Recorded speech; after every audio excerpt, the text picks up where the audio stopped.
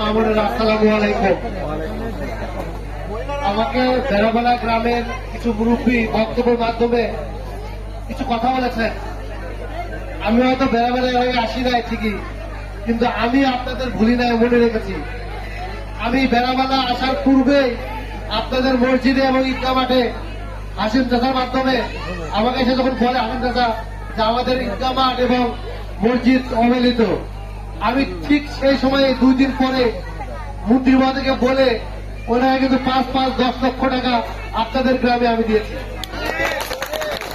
আমি বলতে চাই, মুরব্বীরা আমাকে বলেছেন যে আমাদের গ্রামের মানুষ সহজ সরল, আমাদের গ্রামের মানুষের বিপদে বললে তুমি পাশে থাকবা। যেহেতু বক্তব্য দেওয়ার সময় কম, তাই আমি সরাসরি কারোর জন্য আমাদের বক্তব্য দিয়েছি আর কি। তো আমি শুধু বলতে চাই, আপনারা যে কোনো বিপদে বললে, যে কোনো সমস্যাতে বললে, শুধু শিবগঞ্জে না, শিবগঞ্জের বাইরে কোথাও যে কোনো জায়গাতে কোনো সমস্যা হলে আমার অফিসে যাবেন। আমি শিবগঞ্জের ডাক বাংলা ব্যাংক আছে, তার উপরে দোতলায় আমি বসি। সেখানে আপনারা যে কোনো ভাবে যাবেন। আমি আশা করি আমার কাছে আপনারা কেউ গেলে কেউ নিরাশে ফিরে আসবেন না। যাওয়ার পরে বুঝতে পারবেন যে না, আর বাড়িতে কতটি দিয়ে গেছে, কতটি মূল্য আছে। আপনারা যে কোনো সমস্যাতে আমার কাছে যাবেন। আমি অবশ্যই আপনাদের সকলের পাশে আমার যথাসাধ্য দিয়ে চেষ্টা করবো আপনাদের পাশে আপত্তি থাকার। এবং আগামী দিনে যে নির্বাচন আসতেছে শিবগঞ্জ পৌরসভার, আমি মনে করি আগামী দিনে শিবগঞ্জ পৌরসভা নির্বাচনে সর্বোচ্চ উন্নয়ন করার জন্য আপনারা আমার পাশে থাকবেন। আমাকে আমাদের মন্ত্রী মহোদয় বলেছেন, তুমি গ্রামে গ্রামে যাও, শিবগঞ্জের পৌরবাসী যেখানে যার যে সমস্যা আছে তুমি তাদেরকে শুনে আসো।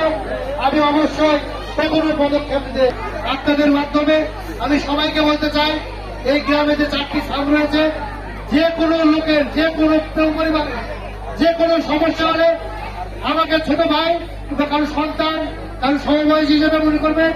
আমি অবশ্যই আপনাদের পাশে থাকবো। এখানে আজ কথা দিয়ে যাচ্ছি আমি। আর এখানে বক্তব্যের মাধ্যমে ক্লাবের কিছু জিনিস চেয়েছিল, ফুটবল এবং ফ্যান।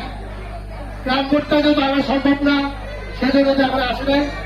আমি ক্লাবের ছেলেমেয়েদের দাবি অনুযায়ী যে কোনো সমস্যা এবং আমার মা বোনদের যে কোনো সমস্যা আমার সাথে যোগাযোগ করলে আমি অবশ্যই আমার সাধ্যমতো চেষ্টা করব।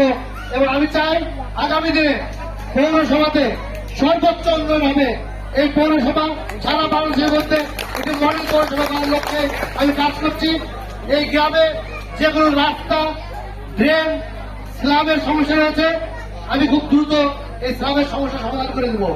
এবং ড্রেন, রাস্তা, যার যেখানে যে কোনো সমস্যা থাক আপনারা আমার সাথে যোগাযোগ করবেন, কিংবা আপনাদের গ্রামের মুরব্বীর মাধ্যমে আমাকে শুধু জানাবেন যে আমাদের এটা দরকার। আমি আশা করি দ্বিতীয়বার আমাকে বলতে হবে না, এইটুকু আমাকে সময় দেবেন।